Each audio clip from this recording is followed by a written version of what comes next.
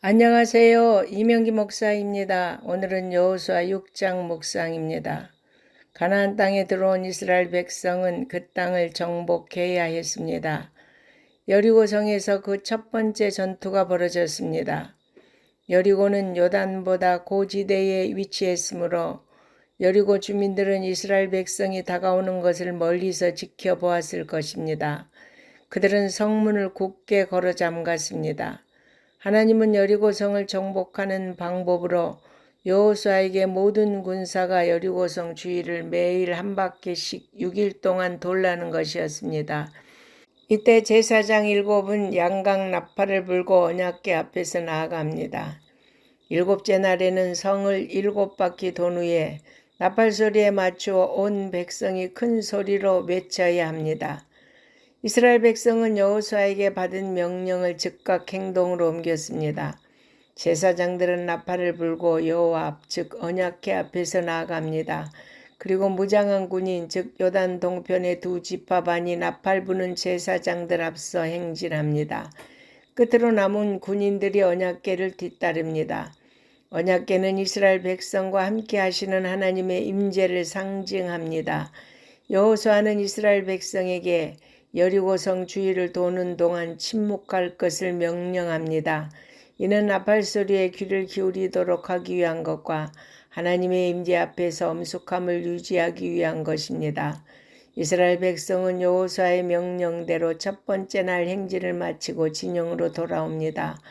고고학적인 자료에 의하면 여리고성은 둘레가 약 600m 되는 성이고 당시 거주민은 2,000명 정도였던 것으로 추정됩니다.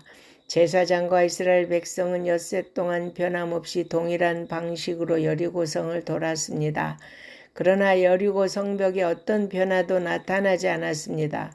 하나님은 이런 방식으로 이스라엘 백성의 믿음과 순종을 시험하고자 하셨습니다.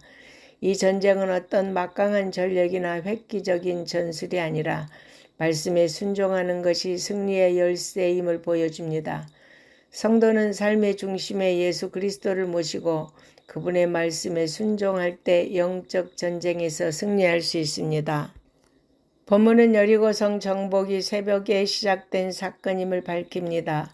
홍해와 요단강이 갈라진 사건이 새벽에 일어난 것처럼 여리고성 정복의 역사도 새벽에 시작되었습니다.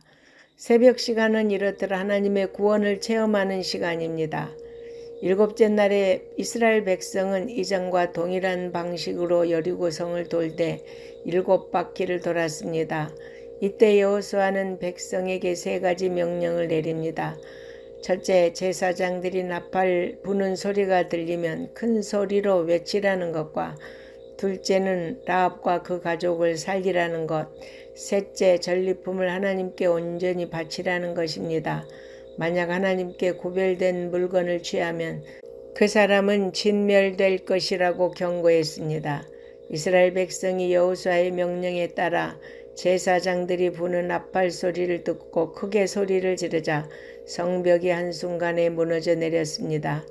이스라엘 백성들은 성으로 들어가 그 성을 점령한 다음 여호수아의 명령에 따라 그 성의 백성과 가축들을 모두 진멸해 하나님께 바쳤습니다.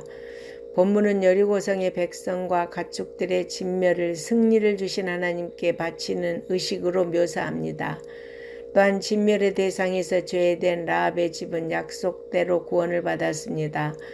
라합은 가나안 거민으로 진멸의 대상이었지만 하나님을 믿고 언약을 맺음으로 구원의 은혜를 입게 된 것입니다.